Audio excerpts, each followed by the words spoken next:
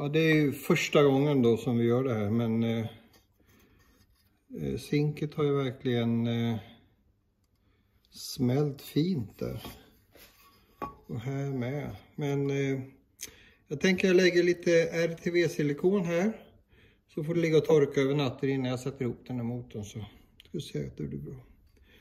Och byta ut den där blåanlöpta saken där också. Så ska det nog bli pushmotor av den här igen.